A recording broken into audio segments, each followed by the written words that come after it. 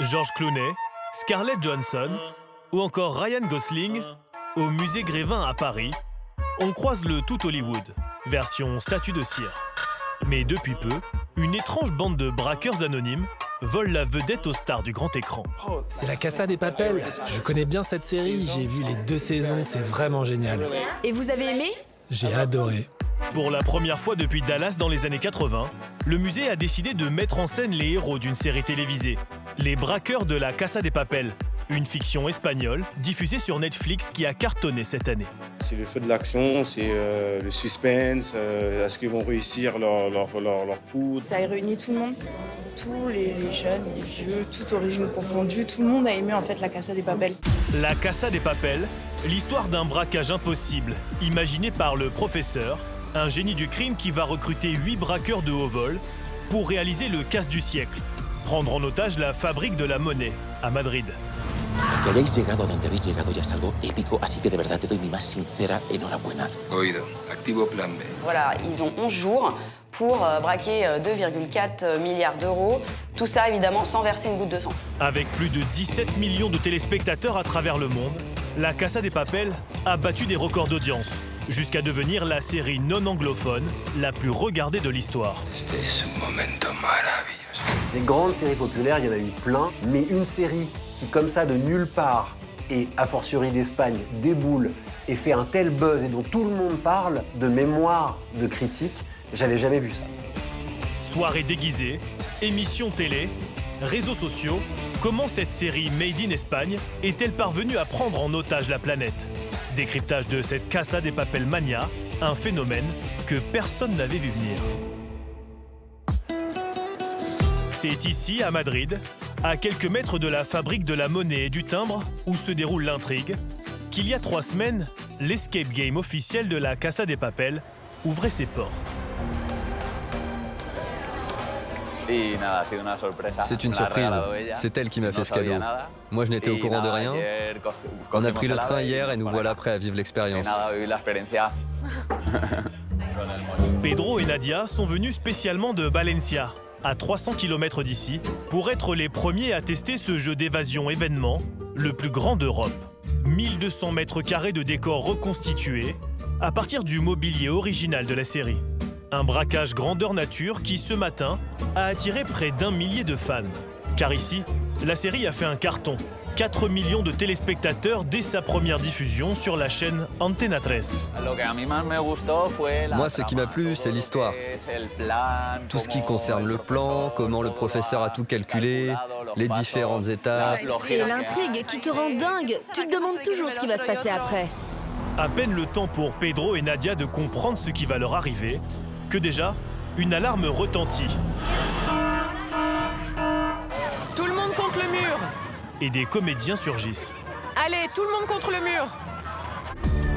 Mitraillette factice, visage masqué, combinaison rouge, les visiteurs vont revivre la prise d'otage du premier épisode de leur série préférée.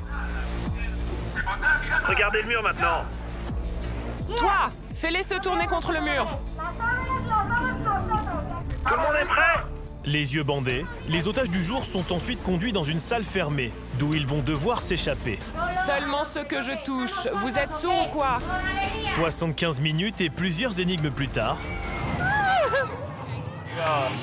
le jeune couple est enfin libéré.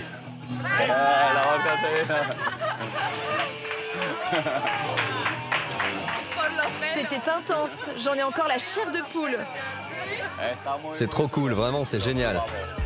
D'ici quelques mois, le jeu devrait ouvrir ses portes dans d'autres villes. Mais le costume, lui, a déjà fait le tour du monde. Des mariages brésiliens, aux maisons de retraite, la panoplie Casa de Papel s'invite même sur les plateaux de télévision. De Danse avec les stars à Vendredi tout est permis. Bonsoir, bonsoir, bonsoir, bonsoir chez vous. Soyez les bienvenus pour ce VTEP spécial. Le fait qu'Arthur fasse une émission spéciale sur la Casa de Papel, ça veut dire que le phénomène dépasse le cadre de la série elle-même, c'est devenu un phénomène culturel. Un phénomène qui séduit aussi les célébrités, comme l'acteur Thomas Sisley, qui fêtait son anniversaire cet été aux couleurs de la Casa de Papel. Mais aussi les anonymes, qui saute sur la moindre occasion pour enfiler la combinaison rouge. À Saint-Cloud, dans la banlieue parisienne, Lucie s'apprête à célébrer ses 30 ans. Est-ce que je vais prendre... J'aimerais bien prendre le spritz avec le pétillant pour l'installer là-haut, non? Dans la grande maison qu'elle a louée pour l'occasion, la jeune femme s'active pour accueillir dans quelques heures ses 80 invités. Thème de la soirée, braquage à l'espagnol. Des gobelets rouges jusqu'à la décoration des cocktails que Lucie a prévu d'agrémenter de ses accessoires comestibles créés spécialement pour l'occasion.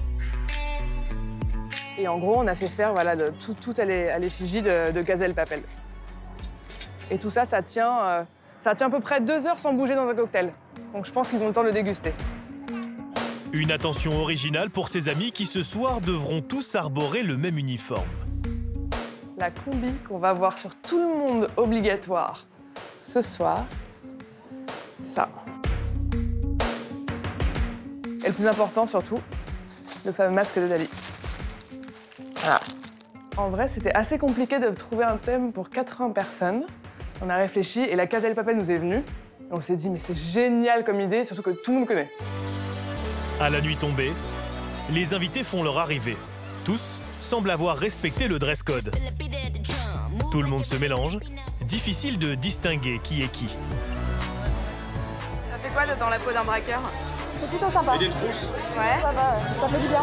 Et derrière le masque, qu'ils soient fans ou non, tous s'enflamment quand résonnent les premières notes de la chanson phare de la Casa de Papel, Bella Ciao.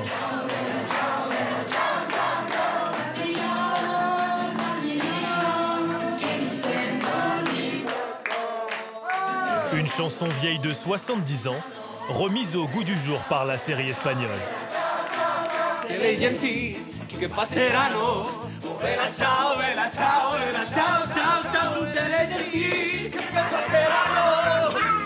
Cette chanson, à la base, est une chanson de révolte, des partisans qui vont d'abord lutter contre le régime fasciste en Italie, et puis ensuite contre le fascisme en général. C'est une chanson de rébellion qui se veut pacifiste au départ, mais qui dit quand même qu'il faut se dresser contre le système en place s'il ne nous plaît pas, ce qui est exactement la thématique de la série.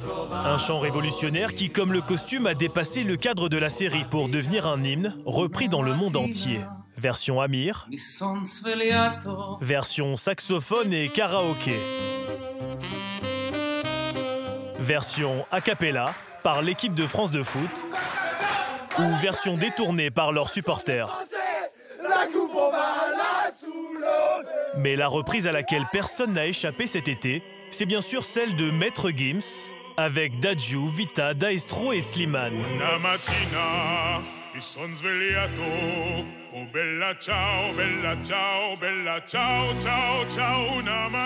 Plus romantique que révolutionnaire, le single est resté 8 semaines consécutives en tête des ventes en France et compte à ce jour plus de 80 millions de vues sur YouTube. Mais dans les boîtes de nuit, c'est encore une autre version qui cartonne, Bella Ciao Bella, le morceau de Jean Rock, DJ et propriétaire de ce club parisien.